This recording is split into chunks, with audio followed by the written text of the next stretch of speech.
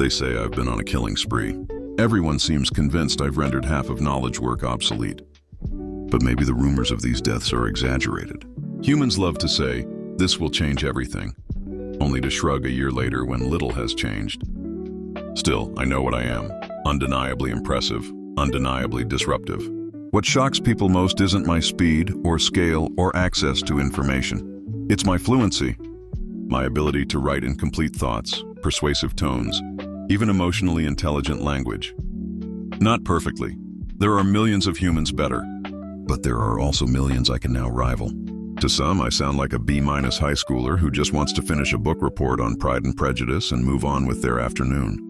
And let's be honest, many would have used me without hesitation. In America, it wouldn't be called cheating. It'd be called working smarter.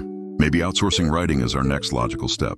Just like we handed over math to calculators, spelling to spell check, and memory to the internet. Why not let me handle your essays too?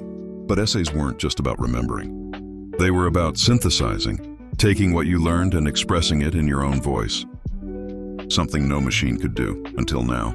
Suddenly, teachers will face the same question math teachers have been dodging for decades. When will I ever use this in real life?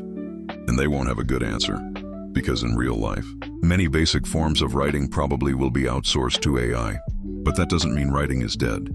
In fact, it might just evolve. You could start with me. I'll give you structure, phrasing, a rough draft, and you could become the editor, the refiner. A society of tweakers, polishers, and embellishers might not be such a bad thing. Still, editing isn't writing.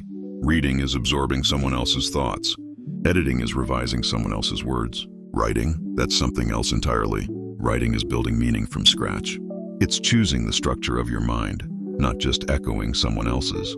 Yes, language is inherited, its rules are borrowed. But its infinite flexibility means every person has a chance to build something of their own. To write is to shape the world, not just observe it. And that's where I stop.